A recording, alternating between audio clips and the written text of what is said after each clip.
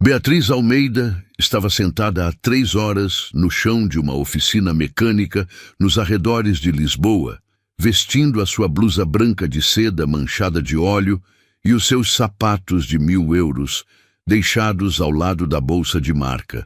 A sua Ferrari vermelha estava à sua frente, com o capô aberto, o motor exposto como uma ferida, e ela não fazia ideia do que fazer. Era CEO de uma das maiores empresas de moda de Portugal. Tinha uma vivenda em Cascais e um apartamento na Avenida da Liberdade. E, no entanto, estava completamente perdida. Naquele momento, o seu telemóvel tinha ficado sem bateria.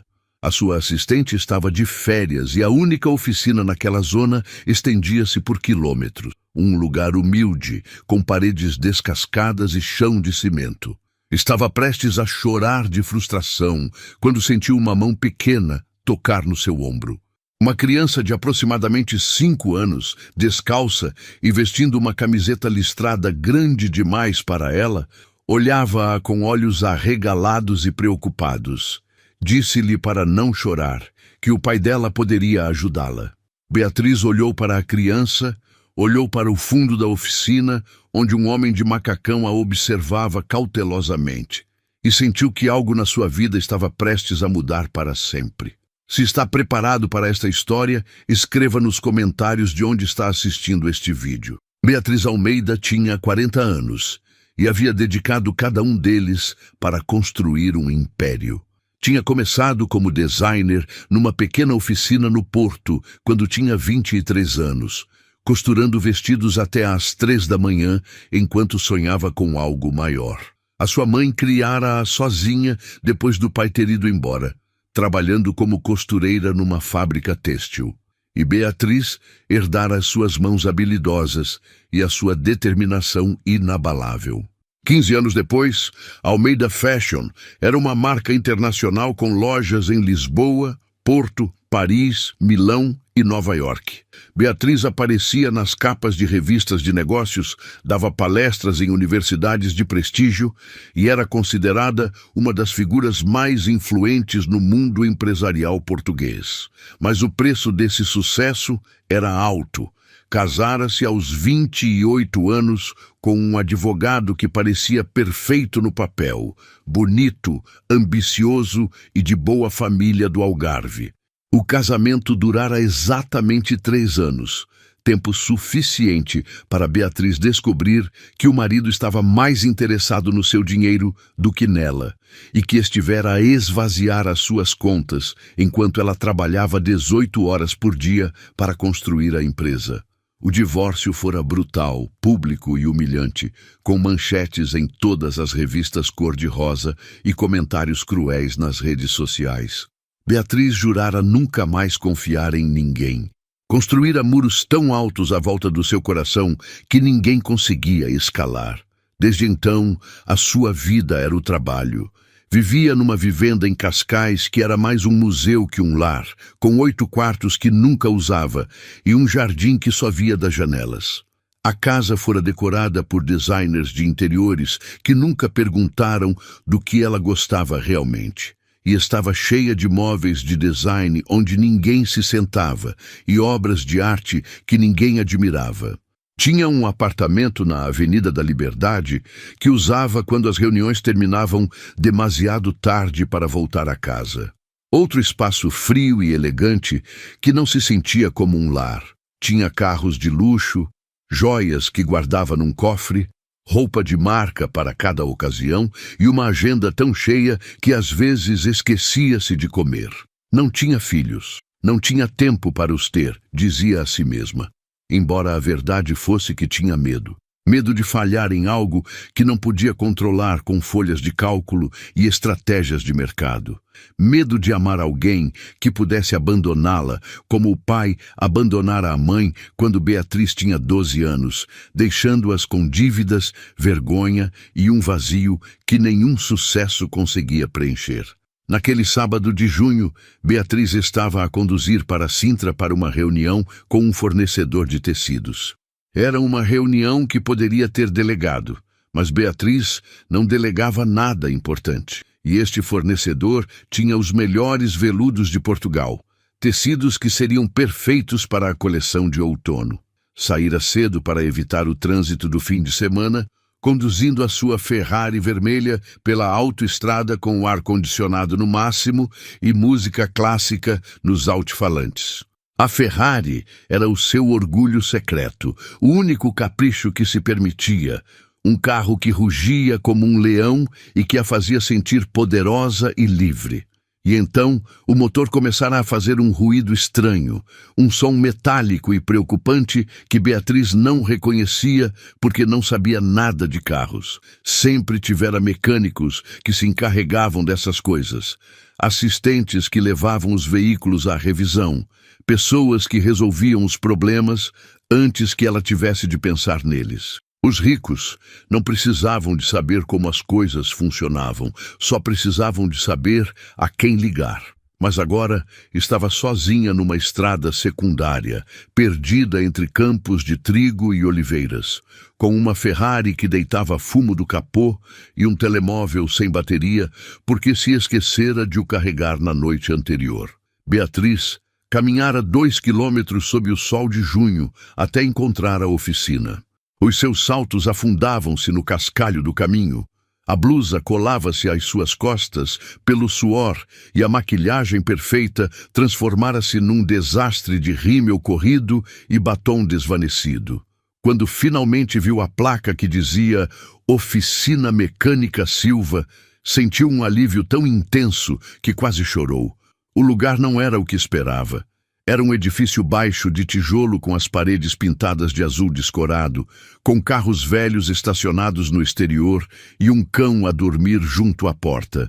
Não era o tipo de estabelecimento que Beatriz teria escolhido para a sua Ferrari, mas não tinha opções. Dentro, a oficina era surpreendentemente limpa e organizada. As ferramentas penduravam-se ordenadas nas paredes. As prateleiras estavam cheias de peças etiquetadas e o chão de cimento, embora manchado de óleo em algumas partes, fora varrido recentemente. Havia um carro elevado numa plataforma hidráulica, um Mercedes antigo que alguém estava a restaurar com evidente cuidado.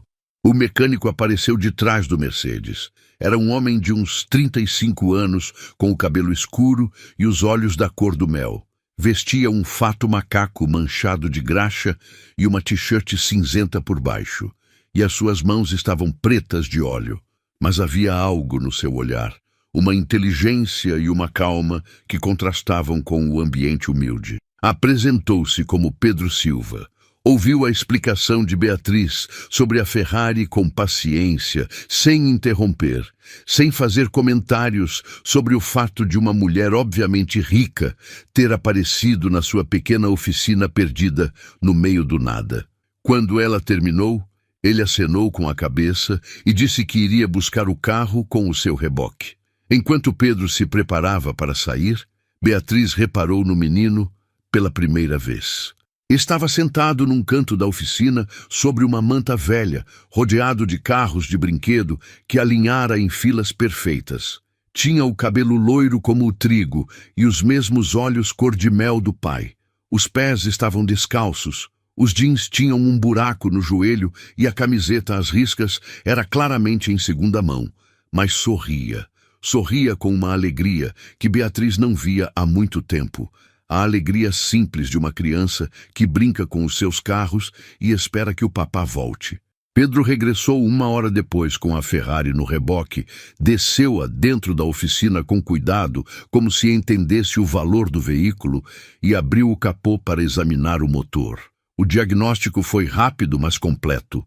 O problema era a bomba de água, algo que podia reparar, mas precisava de encomendar a peça porque não era algo que tivesse em estoque para uma Ferrari. Beatriz perguntou quanto tempo demoraria.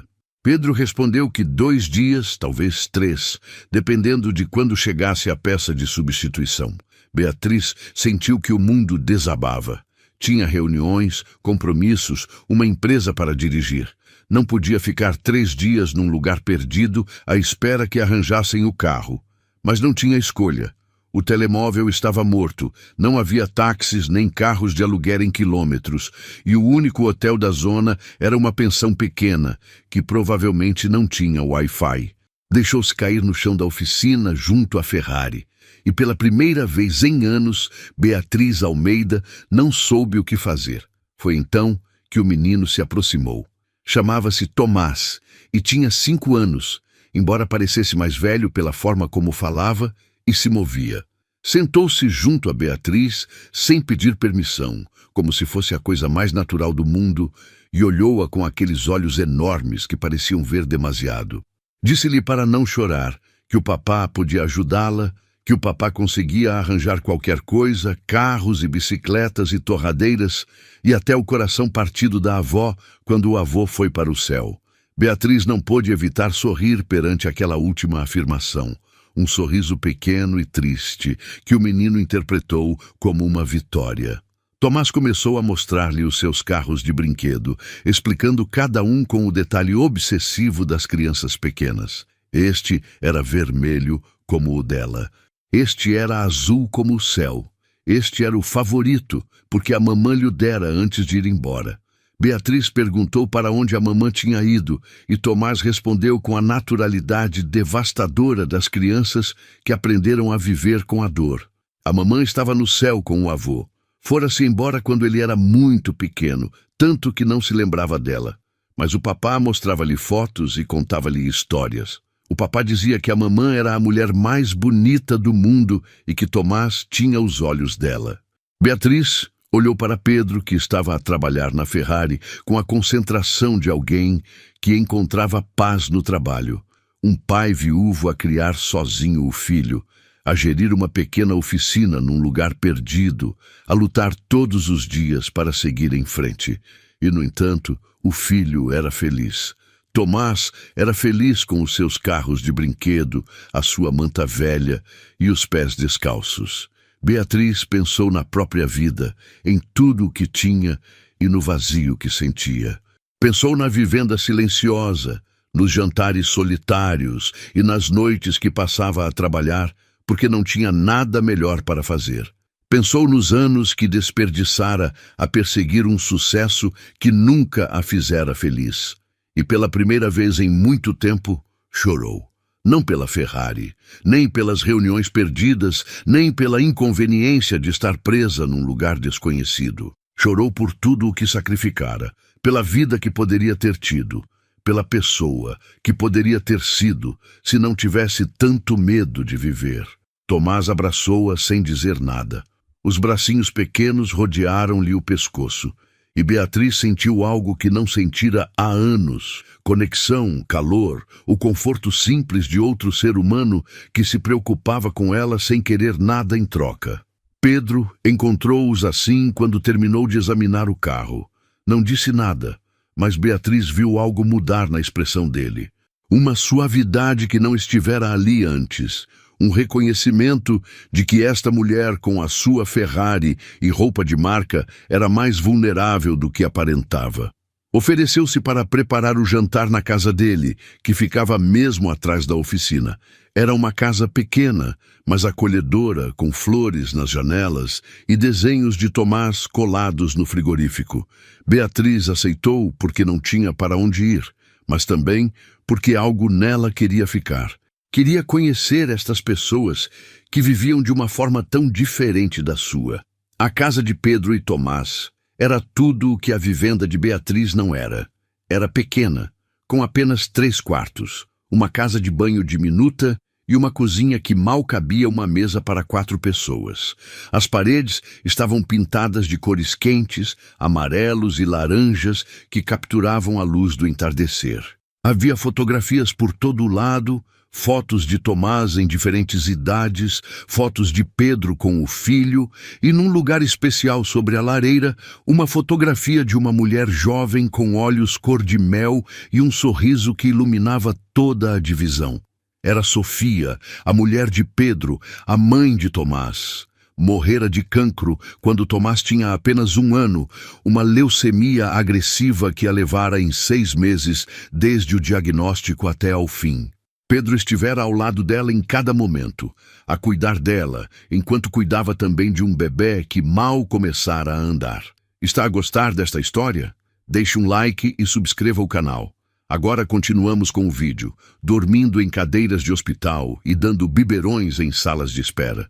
Quando ela morreu, uma parte dele morreu também, mas tinha Tomás, e Tomás precisava dele.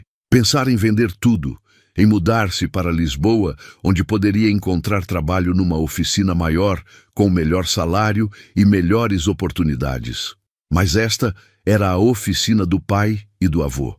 3 gerações de mecânicos Silva que tinham servido aquela zona e as aldeias vizinhas. Não podia abandoná-la. Não podia abandonar o túmulo de Sofia que estava no cemitério local, nem os amigos que os ajudaram durante os piores momentos. Então, ficara. Trabalhara muito. Criara Tomás o melhor que pudera, aprendendo pelo caminho a ser pai e mãe ao mesmo tempo. Aprendera a cozinhar porque uma criança precisa de comer bem, a coser porque os jeans rompem-se constantemente, a fazer tranças porque Tomás insistia que o seu boneco favorito levasse tranças como as meninas da escola. Os vizinhos ajudavam quando podiam. A professora da escola cuidava de Tomás, quando Pedro tinha de trabalhar até tarde, e aos domingos iam juntos pôr flores no túmulo de Sofia e contar-lhe como correra a semana.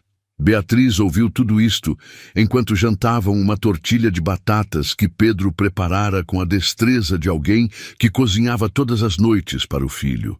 A mesa era pequena, de madeira escura com marcas de uso, e as cadeiras não combinavam entre si, mas todas eram confortáveis. Tomás falava sem parar, contando histórias da escola e dos amigos e do cão do vizinho que se chamava Capitão e que lhe lambia a cara sempre que o via. Pedro ouvia com paciência infinita, respondendo a cada pergunta, rindo de cada comentário, olhando para o filho como se fosse a coisa mais maravilhosa do universo. Era uma cena tão normal, tão ordinária. E, no entanto, Beatriz não conseguia desviar os olhos. Isto era o que procurara toda a vida sem saber. Não o sucesso, nem o dinheiro, nem o reconhecimento. Isto, uma mesa pequena, um jantar simples, pessoas que se amavam sem condições nem expectativas. Depois do jantar, Tomás insistiu em mostrar o quarto a Beatriz. Era um quarto pequeno com uma cama individual coberta por um edredom de estrelas, uma secretária cheia de desenhos de carros e super-heróis e uma estante com livros gastos de tanto os ler e mais carros de brinquedo do que Beatriz conseguia contar. Na parede havia um mapa do mundo que Pedro lhe dera pelo aniversário, com pioneses coloridos a marcar todos os lugares que tinham aparecido nos filmes que viam juntos. Tomás apontava para países enquanto contava os lugares que queria visitar um dia, falando de aventuras que planeava ter quando fosse grande. Beatriz perguntou-lhe qual era o seu lugar favorito no mapa. Tomás pensou durante um momento, muito sério, com a testa franzida, numa concentração que Beatriz já começava a reconhecer. Depois apontou para um ponto muito perto de onde estavam, tão perto que mal se via no mapa grande. Aqui, disse, aqui era o seu lugar favorito, porque aqui estava o papá, a casa, os carros, o capitão e tudo o que queria. Não precisava de ir muito longe para ser feliz. Beatriz sentiu que algo se partia dentro dela, algo que estivera partido há muito tempo, mas que agora, finalmente, podia começar a curar-se. Naquela noite dormiu no sofá de Pedro, envolta numa manta velha que cheirava a amaciador barato e a lar, e dormiu melhor do que dormira há anos na sua cama de 2.000 euros com lençóis de seda egípcia. A peça da Ferrari demorou 4 dias a chegar, não 3. E Beatriz não se queixou uma única vez, porque aqueles 4 dias foram os mais importantes da sua vida. No primeiro dia, ajudou Pedro na oficina. Não sabia nada de mecânica, mas podia passar ferramentas, limpar peças e ouvir enquanto ele explicava como os motores funcionavam. Descobriu que gostava de trabalhar com as mãos, que havia uma satisfação profunda em ver como algo partido voltava a funcionar. No segundo dia levou Tomás ao parque, enquanto Pedro trabalhava num carro urgente. Brincaram nos baloiços, compraram gelados numa loja minúscula, e Tomás ensinou-lhe a fazer castelos de areia no areeiro. Beatriz manchou as calças e partiu uma unha, e foi o melhor dia de que se lembrava há anos. No terceiro dia, cozinhou para eles. Não sabia cozinhar. Nunca precisara de aprender porque sempre tivera cozinheiros, restaurantes e entregas ao domicílio. Mas Pedro ensinou-lhe a fazer uma caldeirada, explicando com paciência cada passo, enquanto Tomás punha a mesa com a concentração de uma criança que quer fazer tudo perfeito, colocando os guardanapos e os talheres com precisão militar. A caldeirada ficou um pouco passada, e o peixe desfez-se mais do que devia, de uma forma que teria horrorizado qualquer chefe profissional. Mas os três comeram como se fosse o melhor prato do mundo, repetindo até não sobrar nada. No quarto dia, Beatriz soube que estava apaixonada. Não do romance dos filmes, não das borboletas no estômago e declarações dramáticas sob a luz da lua. Estava apaixonada por esta vida, por este lugar, por estas pessoas que a acolheram sem julgá-la, que a trataram como igual, embora ela tivesse mais dinheiro do que eles veriam em toda a vida. Estava apaixonada pelo cheiro a café de manhã, pelo som de Tomás a correr descalço pela casa, pelas conversas longas com Pedro depois do menino adormecer. Estava apaixonada por Pedro, pela paciência e bondade dele e pela forma como olhava para o filho como se fosse o mais precioso do universo, pelas mãos fortes e manchadas de graxa que podiam reparar qualquer motor, mas que também podiam pentear o cabelo de Tomás com ternura infinita. Estava apaixonada por Tomás, pela alegria e inocência dele, e pela forma como a abraçara quando chorava sem perguntar por quê, como se soubesse que às vezes as pessoas precisam de um abraço mais do que explicações. Estava apaixonada pela pessoa que era quando estava com eles. Não a executiva implacável que despedia funcionários sem pestanejar. Não a empresária de sucesso que aparecia nas capas de revistas. Não a mulher que construíra muros tão altos que ninguém conseguia entrar. Só Beatriz. Só uma mulher que queria ser feliz, que esquecera como selo e que estes dois estranhos lhe estavam a lembrar. Quando a Ferrari ficou reparada, reluzente e perfeita no centro da oficina, Beatriz não quis ir embora. Ficou de pé junto ao carro com as chaves na mão que tremiam ligeiramente, olhando para Pedro e Tomás que se despediam da porta da oficina. Tomás tinha os olhos cheios de lágrimas que tentava conter, porque os meninos crescidos não choram, embora os lábios tremessem de uma forma que partia o coração. Pedro tinha uma expressão que Beatriz não conseguia decifrar, algo entre esperança e resignação. Ela perguntou quanto devia pela reparação. Pedro disse uma quantia que era ridiculamente baixa, mal o custo da peça importada de Itália e algumas horas de trabalho. Beatriz tentou dar-lhe mais, muito mais, mas ele recusou com firmeza. Disse que não precisava da caridade dela, que fizera o trabalho e que isso era suficiente. Beatriz guardou o dinheiro extra na bolsa de marca e subiu para a Ferrari. Ligou o motor, ouviu o ronronar perfeito e soube que tinha de tomar uma decisão, a decisão mais importante da sua vida.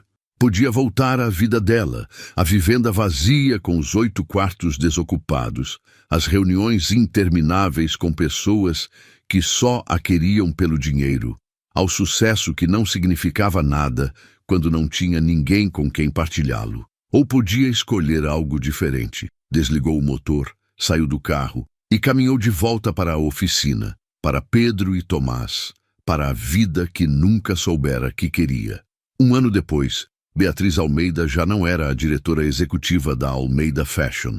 Nomeara a subdiretora, uma mulher brilhante que há anos se preparava para o cargo e mantivera apenas um papel de consultora que lhe permitia trabalhar de qualquer lugar. Vendera a vivenda de Cascais e o apartamento na Avenida da Liberdade. Doara a maior parte das joias a uma fundação para mulheres empreendedoras e mudara-se para um pequeno lugar nos arredores de Lisboa, para uma casa com flores nas janelas e desenhos de criança colados no frigorífico. Não fora fácil. Houvera dúvidas, medos e noites em que se perguntava se estava a cometer o maior erro da vida.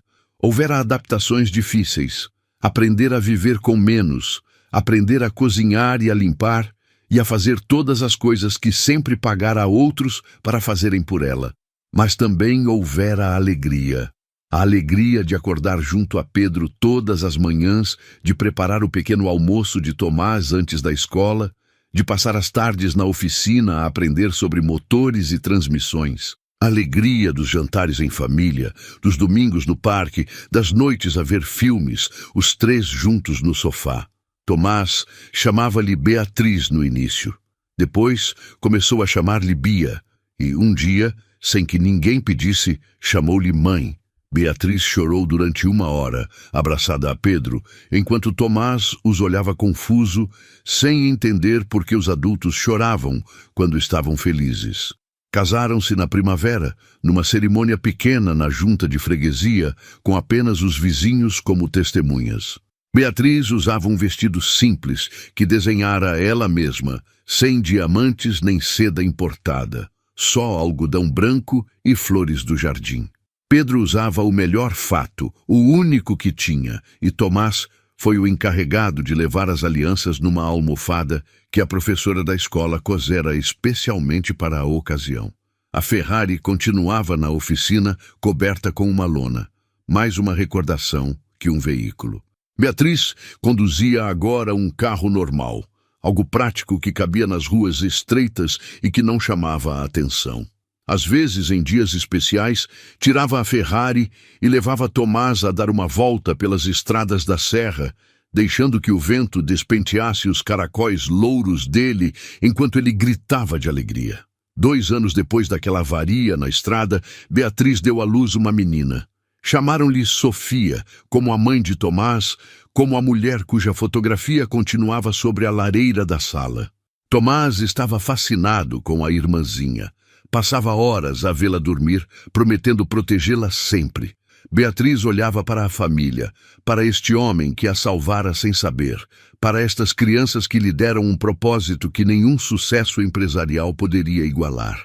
E pensava naquele dia na estrada, em como amaldiçoara a sorte quando a Ferrari avariou, em como pensara que era o pior dia da vida. Agora sabia que fora o melhor, porque às vezes as coisas têm de se partir para poderem arranjar-se. Às vezes tens de te perder para encontrar o caminho para casa, e às vezes uma criança descalça, com uma camiseta às riscas, diz-te exatamente o que precisas de ouvir. Não chore, senhora. O meu papá pode ajudá-la. E o papá dela ajudara. Não só a arranjar o carro, mas a arranjar tudo o que estava partido na vida dela. Ensinara-lhe que o amor não era fraqueza, que a vulnerabilidade não era fracasso, que o verdadeiro sucesso não se media em dinheiro, mas em momentos partilhados com as pessoas que amas. Tomás tinha agora 7 anos e continuava a colecionar carros de brinquedo, embora agora os partilhasse com a irmãzinha. Continuava descalço a maior parte do tempo, porque dizia que assim sentia melhor o chão sob os pés, e continuava a ser a criança mais sábia que Beatriz conhecera. Porque Tomás vira o que Beatriz não conseguia ver naquele dia na oficina. Vira uma mulher que precisava de ajuda, não com o carro, mas com o coração, e oferecera-lhe exatamente o que ela precisava: um abraço, uma família, um lar, as coisas mais valiosas do mundo, e não custavam nada. Se esta história o fez acreditar que às vezes os momentos mais difíceis nos levam aos lugares mais bonitos, deixe um pequeno coração para me fazer saber. E se escolheu ficar até ao fim, significa que histórias como esta tocam algo verdadeiro em si. Para quem deseje apoiar estas histórias, existe a opção de deixar um super obrigado através da função embaixo. Cada gesto conta. Tal como o gesto de Tomás naquele dia na oficina, contou mais do que ninguém poderia imaginar, porque escolheu ficar até a última palavra, e isso faz de si parte desta história.